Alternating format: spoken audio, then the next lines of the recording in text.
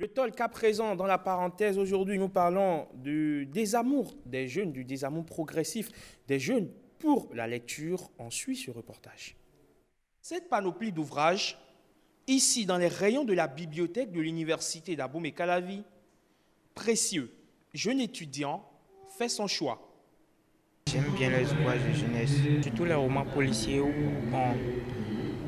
c'est pas souvent facile de retrouver le méchant parmi les bons. Les œuvres de jeunesse, des écrits adressés à une cible toute particulière. La littérature de jeunesse est d'abord conçue comme l'ensemble des œuvres écrites de portée esthétique et didactique qui s'adressent principalement aux enfants âgés de 0 globalement à 18 ans, mais on va un peu au-delà et on s'arrête souvent à 25 ans. Il s'agit d'aider le public ciblé, notamment les enfants, les adolescents et les jeunes, à grandir socialement, à grandir culturellement.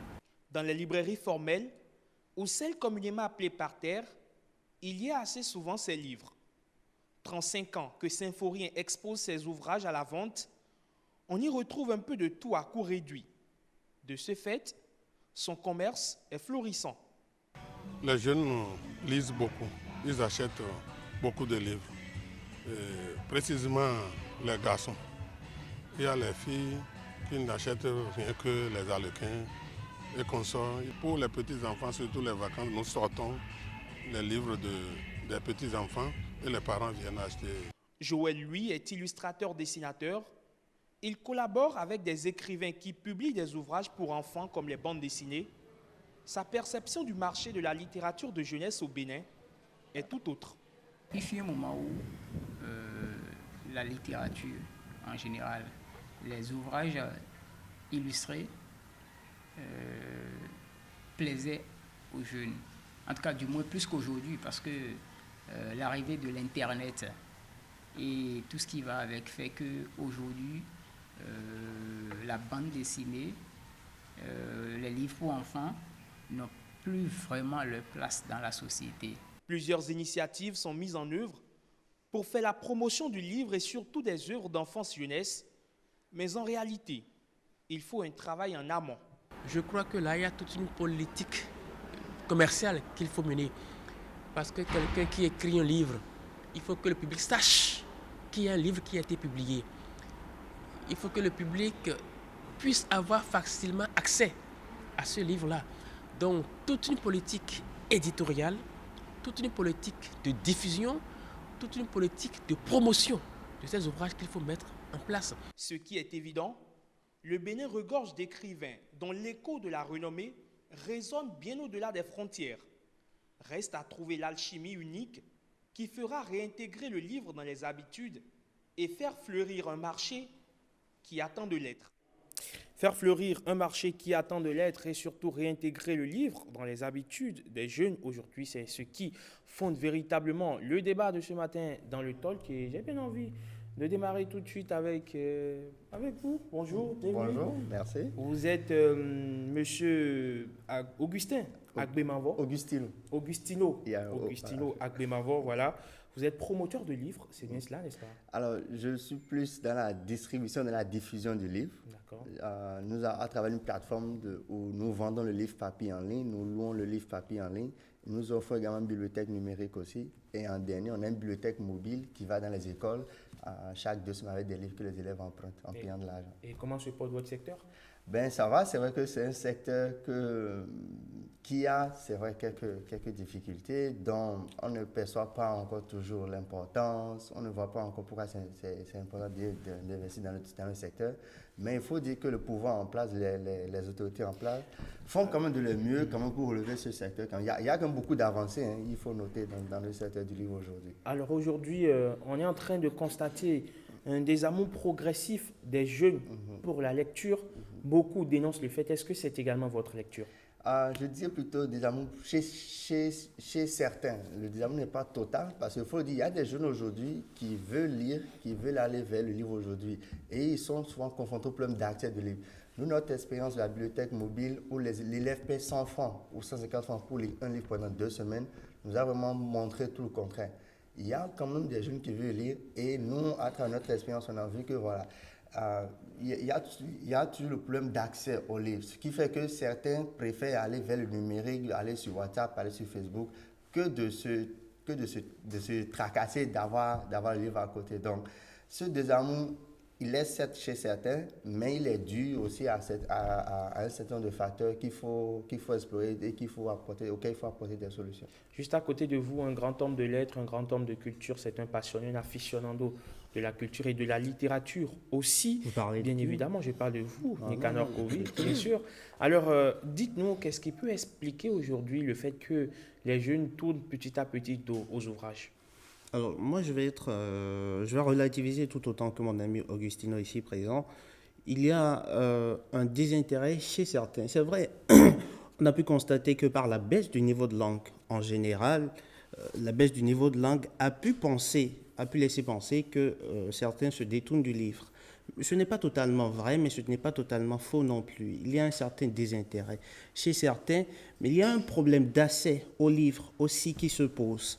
Cela dit, il y a une autre question, l'immédiateté de l'information induite par les supports numériques, Twitter, etc. On ne va plus en profondeur dans ce qu'on lit. Et alors, les supports numériques prennent le pas sur le livre. Mais la lecture en elle-même n'a pas totalement disparu. Les gens lisent. Mais ce qu'il faut noter, c'est que les supports, eux, ont changé. Le numérique, aujourd'hui, les gens lisent beaucoup plus sur le tablette, sur le téléphone. C'est vite fait, c'est efficace.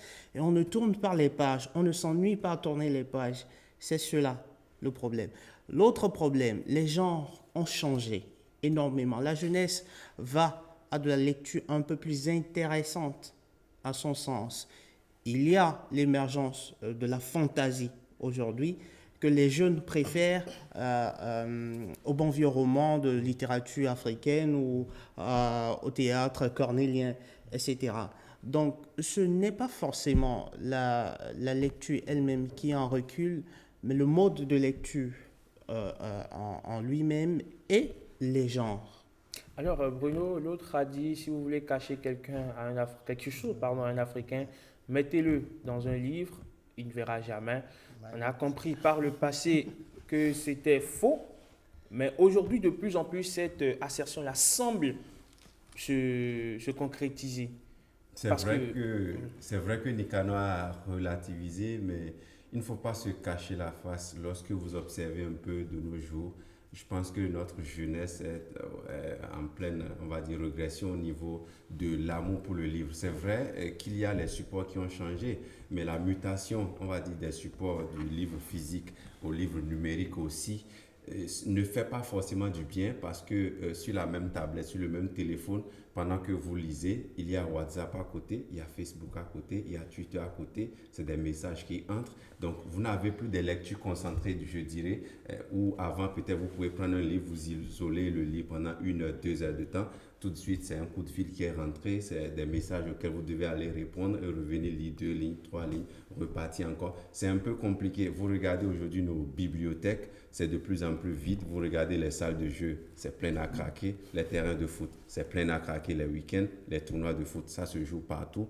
Donc, on se dit à un niveau donné que vous regardez aussi le niveau de langue. Il a soulevé, vous regardez le niveau de langue aujourd'hui.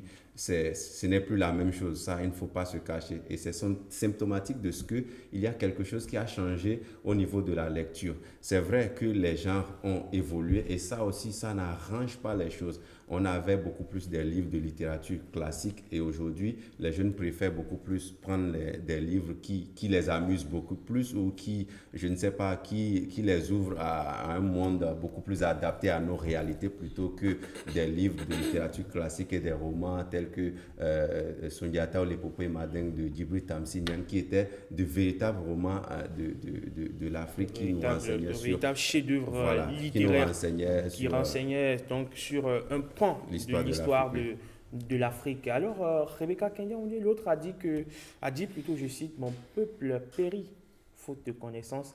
La connaissance, on nous l'a toujours enseigné, se trouve dans les livres. On fait comment pour réintégrer le livre dans les habitudes? Moi, je pense surtout qu'il faut s'adresser aux parents d'abord. Parce que vous savez, il y a des parents qui, pendant les vacances ou bien même quand leur enfant a une note supérieure en classe, comme cadeau, ils offrent des tablettes, des téléphones portables.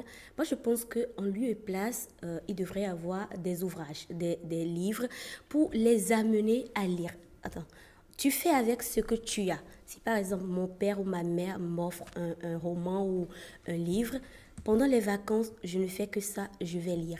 Mais si on me donne une tablette ou un téléphone portable, je serai uniquement dans le portable, je serai uniquement dans la tablette, je ne ferai rien du tout. Donc moi, je pense qu'il faut que les parents prennent cette habitude-là d'offrir à leurs enfants des ouvrages, des livres pendant les vacances, ou même si l'enfant n'a rien fait et vous rentrez par exemple à la maison, on lui place de bonbons et tout ça. Tiens, c'est ce que je t'ai apporté.